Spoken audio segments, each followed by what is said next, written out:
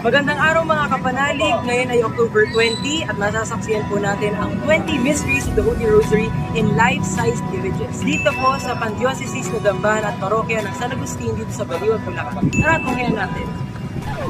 Napuno ng halimuyak at mga tagpo sa mga misteryo ng Santo Rosario ang buhay ng Panginoon at ni Inang Maria sa patio sa pagtitipon ng mga karosa kaninang 3:40 p.m. Kumpleto at walang kulang. Naroon ang mga imahe ng misteryo ng tuwa, liwanag,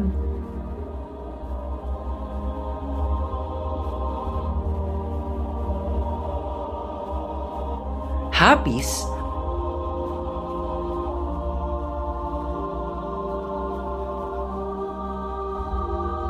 at luwalhati.